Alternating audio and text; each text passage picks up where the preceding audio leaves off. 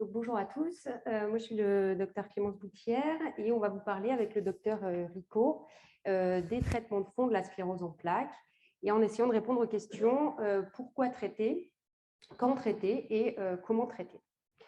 Donc, tout d'abord, pour traiter une maladie, eh bien, il faut la comprendre et donc vous avez vu avec le docteur Elias tout à l'heure qu'est-ce qu'était la sclérose en plaques. Donc, dans la sclérose en plaques, on ne comprend pas encore tout, mais on a beaucoup avancé, on continue encore d'avancer. Et on peut schématiser un petit peu les choses comme ceci. Donc, on sait qu'il y a un mécanisme à la base qui est inflammatoire. Cette inflammation, elle a pour cible principale la myéline qui entoure le neurone. Et donc, cette inflammation focale, elle va être responsable de l'apparition de lésions, de plaques sur l'IRM qui peuvent s'exprimer par des poussées cliniques. Et si cette démyélinisation elle est importante et qu'elle n'est pas bien réparée, eh bien, le neurone qu'il y a dessous, il se retrouve mis à nu et il peut secondairement souffrir et dégénérer. Et ça, c'est ce qui sous-tend en grande partie la progression et les séquelles irréversibles de la maladie. Il y a effectivement aussi des données donc plus récentes qui montrent que cette inflammation, elle existe aussi à distance des plaques, de façon plus diffuse dans le cerveau et qu'elle peut entraîner une souffrance directe du neurone. Et donc ça aussi, ça sous-tend en grande partie la progression et les séquelles irréversibles. Donc, on a plusieurs axes de traitement, effectivement. Donc, il y a des traitements déjà qui sont disponibles et des traitements qui sont en développement, comme la remédiation et la neuroprotection. Et parmi les traitements disponibles, il y a trois grands axes. Donc, le traitement des poussées, qui sont les corticoïdes à forte dose, qui vont permettre d'accélérer la récupération de la poussée. Mais ces traitements, ils ne jouent pas, jouent pas au long cours sur l'inflammation et ils ne vont pas empêcher la survenue de poussées ultérieures. Ensuite, il y a le traitement des symptômes. Donc, après une poussée, il peut y avoir des séquelles, comme par exemple des douleurs, de la spasticité. Et on a des traitements spécifiques qui peuvent améliorer ces symptômes. C'est ce qu'on appelle les traitements symptomatiques.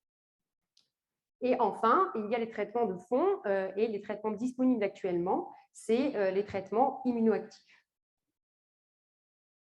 Donc, les traitements immunoactifs, comme leur nom l'indique, ils vont agir sur l'inflammation, donc en essayant de diminuer l'inflammation au niveau de la myéline et donc en diminuant la survenue de nouvelles lésions à l'IRM et la survenue de poussées cliniques et possiblement de façon indirecte diminuer le risque de handicap et de progression. Donc, effectivement, les traitements immunoactifs, ça a été maintenant largement montré dans les essais thérapeutiques qu'ils diminuent le risque de survenue d'une nouvelle poussée et qu'ils diminuent le risque d'apparition de nouvelles lésions à l'IRM. Maintenant, est-ce que c'est important d'agir sur ces éléments? Eh bien, on a maintenant des études aussi robustes qui portent sur des grosses populations de patients avec un suivi prolongé et qui montrent que les poussées, ce qu'on peut appeler l'activité inflammatoire clinique, eh bien, les poussées, elles influencent, il y a un lien en fait entre les poussées et le risque de développer une forme secondairement progressive. Et il y a aussi un lien entre donc, le nombre de poussées et le risque de handicap à long terme après plusieurs années d'évolution de la maladie. Et si on s'intéresse maintenant à l'activité inflammatoire radiologique, donc à ce qu'on voit sur l'IRM, eh bien, il y a encore là aussi plusieurs études qui montrent que l'augmentation du nombre de lésions, l'accumulation des lésions à l'IRM influence le handicap à long terme 15-20 ans après. Donc, on a vu que l'inflammation, elle était importante sur le handicap. Et maintenant, la question, c'est est-ce qu'avec les traitements immunoactifs qui jouent sur cette inflammation, on a un effet sur l'évolution à long terme de la maladie? Et en fait, il y a effectivement de nombreuses études là aussi qui montrent que les traitements immunoactifs diminuent de façon significative, effectivement, bien sûr, le nombre de poussées, mais ça, on le savait déjà, mais aussi diminuent le risque de handicap et d'évolution vers une forme secondairement progressive, ou en tout cas retard de la phase secondairement progressive. Donc là, vous voyez une étude donc, de 2007, donc, qui en rouge, c'est les patients qui ne sont pas traités. En bleu, c'est les patients qui sont traités Et on voit donc que les patients traités ont un risque moins important de progression de la maladie. Là, on a une étude plus récente, donc 2021, qui donne les mêmes résultats, mais avec un suivi plus prolongé. Vous voyez qu'il y a un suivi de 15 ans. Et donc, en noir, c'est les patients non traités, en rouge, c'est les patients traités.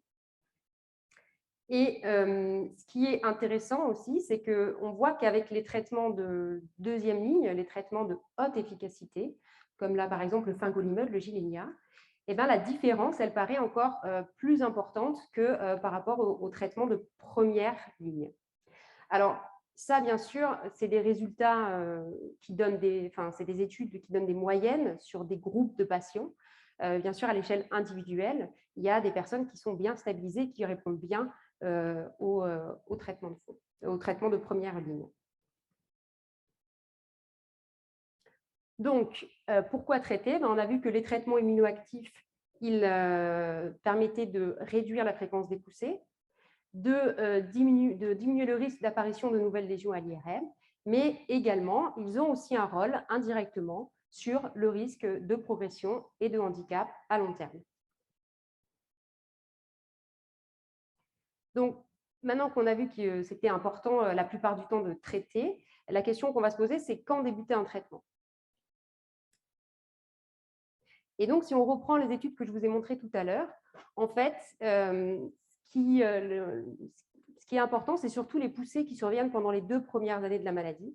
C'est surtout les poussées qui surviennent au début de la maladie qui jouent un rôle plus important sur le risque de handicap à long terme et le risque de forme secondairement progressive.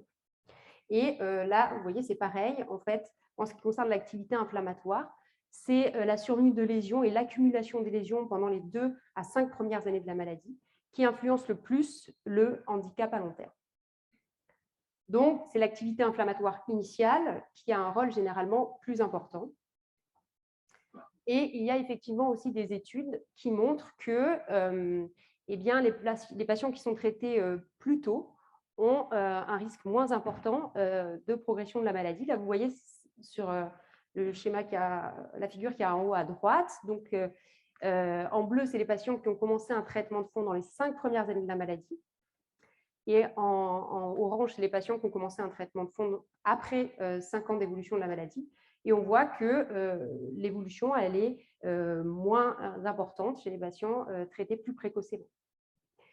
Et là encore, c'est encore plus vrai en fait avec les traitements de deuxième ligne, donc les traitements de haute efficacité, où on voit que les patients qui ont été switchés pour un traitement de première ligne vers un traitement de deuxième ligne dans les 5 premières années de la maladie ont un risque moins important de progression que les patients qui ont été switchés après 5 ans.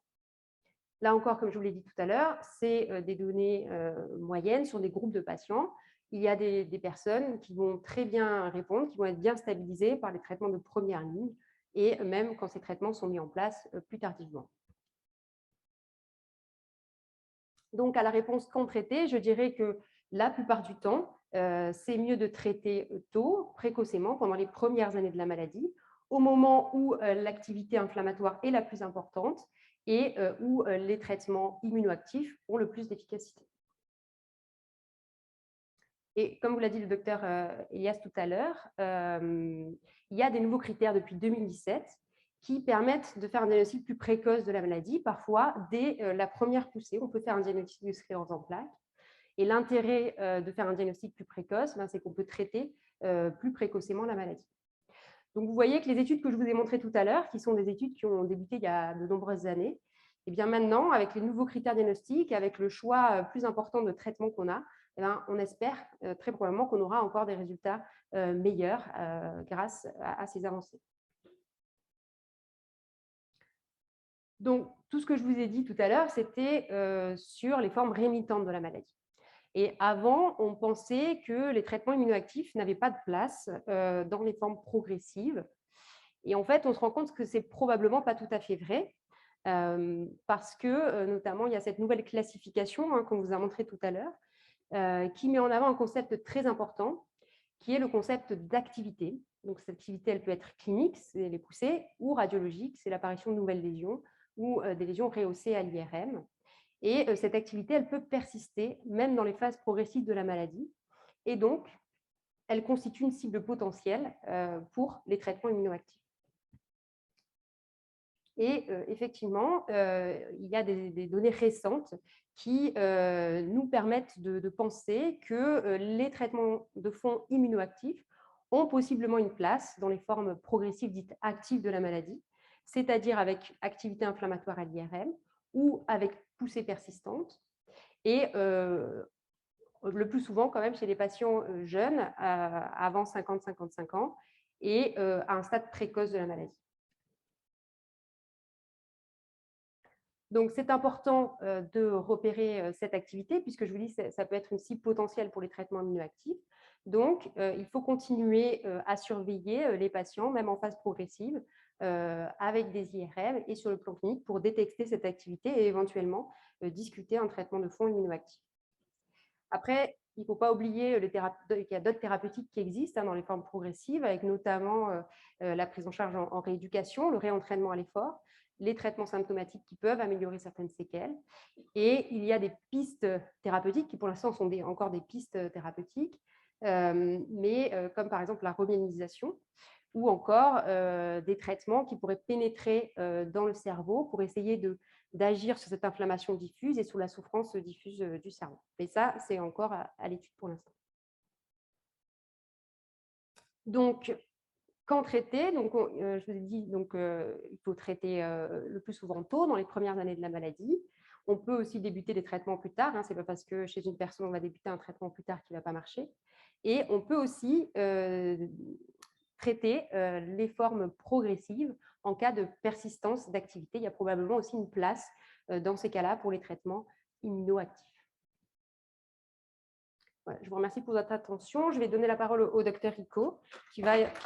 Merci.